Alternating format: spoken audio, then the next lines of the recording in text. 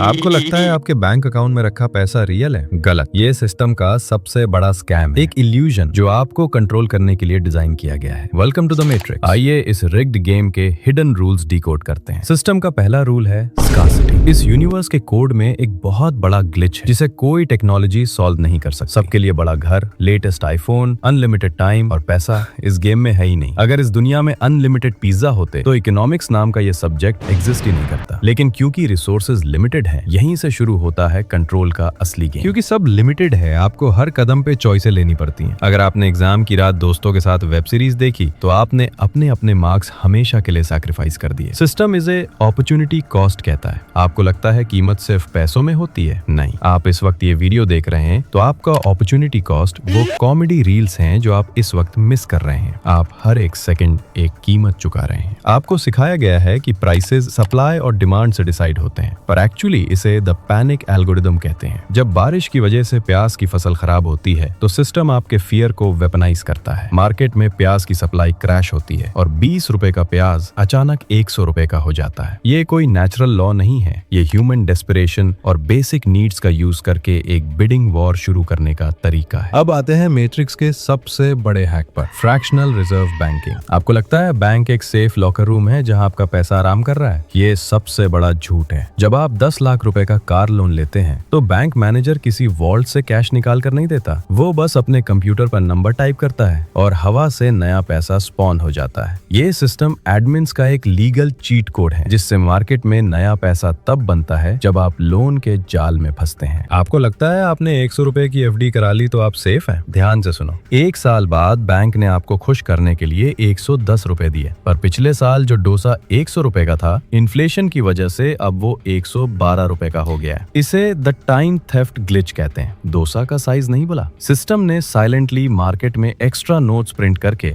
आपके लेबर की value dilute कर दी है। टेक्निकली आपके अकाउंट के नंबर्स बढ़े, पर एक्चुअली आप पिछले साल से भी ज्यादा गरीब हो गए। अगर आप इस सिस्टम में जिंदा हैं तो आपको एग्जिस्ट करने के लिए एक मैंडेटरी फी देनी पड़ती है। इसे टैक्सेस कहते हैं। ये दी इनविजिबल सब्सक्रिप्शन फी है जो आपको देनी ही पड़ेगी, वरना आप जेल जाएंगे। इनडायरेक्ट टैक्सेस का जाल देखो। जब मुकेश अंबानी 50 रुपए का नमकीन खरीदते हैं और एक डेली वेज मजदूर वही नमकीन खरीदता है तो दोनों एग्जैक्ट सेम टैक्स भरते हैं। मजदूर की आमदनी के हिसाब से देखो तो उसने अमीर से हजारों गुना ज्यादा टैक्स का बोझ उठाया। ये रग्ड गेम अमीर को और अमीर बनाता है। सिस्टम अपनी सक्सेस दिखाने के लिए एक फेक स्कोर बोर्ड यूज करता है जिसे हम जीडीपी कहते हैं। पर इस स्कोर बोर्ड में एक बहुत डार्क फ्लॉ है। अगर आप बाहर जाकर किसी रेस्टोरेंट में 500 रुपए का जंक फूड खाते हैं तो देश की जीडीपी 500 रुपए बढ़ जाती है। लेकिन अगर एक माँ पूरा दिन अनपेड लेबर करके अपनी फैमिली के लिए हेल्दी खाना बनाती है तो जीडीपी उसकी इस मेहनत की वैल्यू 0 मानती है। अगर एक केमिकल फैक्ट्री नदियां गंदी करे तो फैक्ट्री का प्रॉफिट जीडीपी को बढ़ाता है, पर उस पोल्यूशन से होने वाली बीमारियों को ये माइनस नहीं करता। आप दिन में 10 घंटे मेहनत करते हो, पर एक कंपनी का सीईओ आपसे 300 गुना ज्यादा पैसा कमाता है। क्यों? सिस्टम को आपकी मेहनत और लॉयल्टी से कोई फर्क नहीं पड़ता। इस मैट्रिक्स में आपकी सैलरी सिर्फ इस बात पर डिसाइड होती है कि आपको रिप्लेस करना कितना आसान है। आप सिर्फ एक रिप्लेसेबल कमोडिटी हो, एक हाई सप्लाई वाले लेबर जिसे कल कोई और नया बंदा या एआई बॉट आसानी से रिप्लेस कर देगा। This is the harsh truth of the ways gap. ये सिर्फ नंबर्स नहीं है, ये ह्यूमन साइकोलॉजी